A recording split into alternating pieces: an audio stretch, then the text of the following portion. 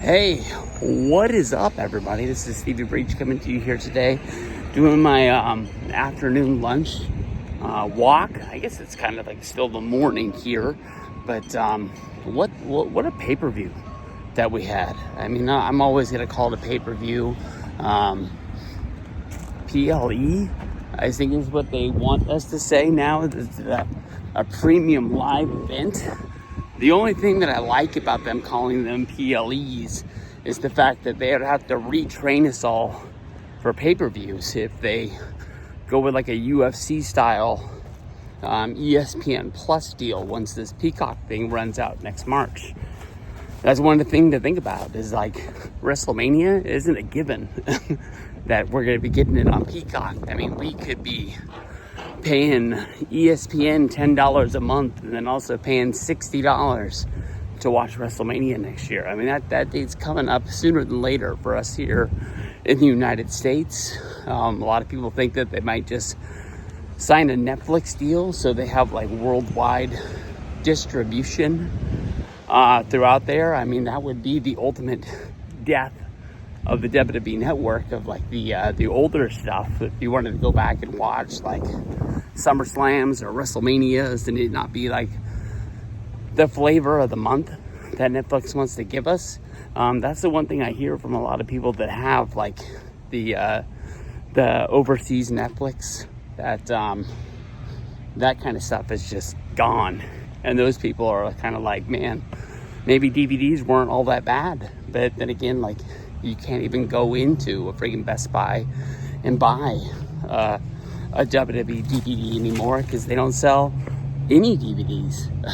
Walmart still has a small little selection of like old movies and shows and the DVD of the week. And if you want to get it, you better get there fast.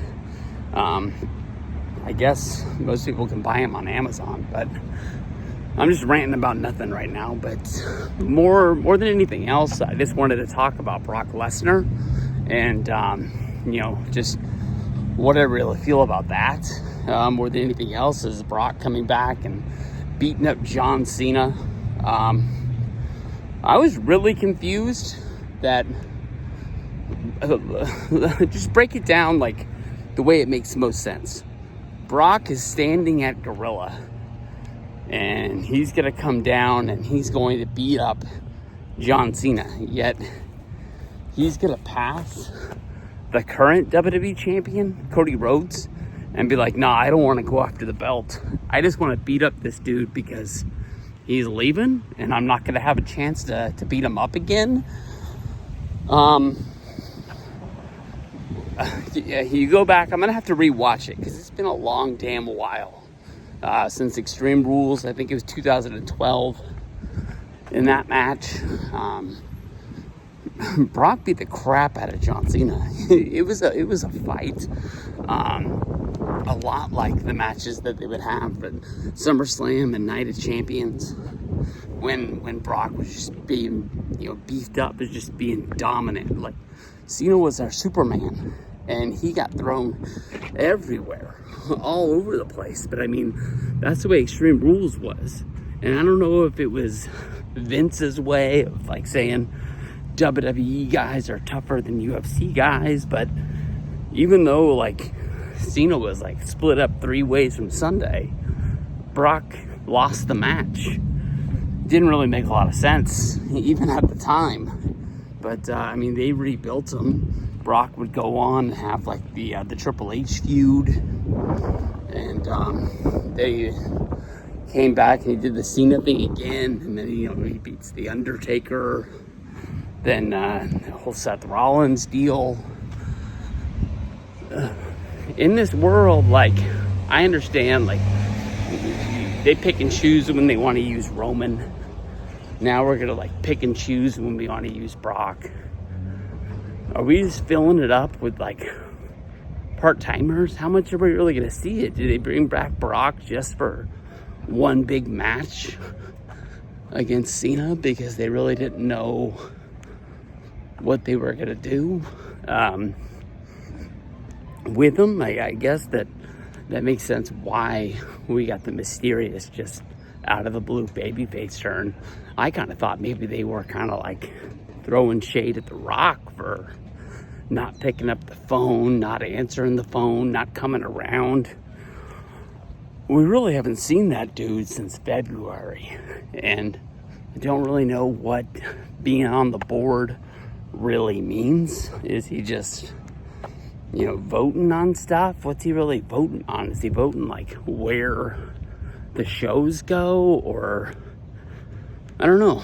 It doesn't really make a lot of sense. It doesn't really seem like The Rock cares about anything other than like WWE selling his t-shirts, his action figures, him being on Topps cards, and the royalty checks that roll in from there. But like when you hear the numbers about how much The Rock made by, coming back and wrestling at WrestleMania 40, that's a lot of freaking money that they gave him. Like, it's almost as much as he makes making a movie. I guess I understand it's more physical, but it's not like he really has to get in shape. He always really looks like that, but I don't know, man. Brock versus Cena, I guess it would happen at the Clash in Paris. That's a huge main event, and like, it doesn't need a title. It doesn't need anything other than that. I mean, Cena's got 1 win, Brock's got 2. Are they going to even it up and then have them go back at it again? They have Clash of Paris, which is at the end of August. They don't have a September pay-per-view because I think the August one happens on the very last day, on the 31st. And then no September. And then they come back with an October one. Forget what show that was. Is it Bad Blood? I think that's what it was called last year. And then they're going to do Survivor Series. And I don't know if it's even on the board as it being named yet, but people say they're going to go to Boston in December, and that'll be Cena's last show. So, I mean, if Cena's going to work matches, is he going to work like a 3-match series against Brock Lesnar, where maybe like Cena gets beaten the first one, Cena wins the second one, and then they have like a rubber match as Brock versus Cena for the last match?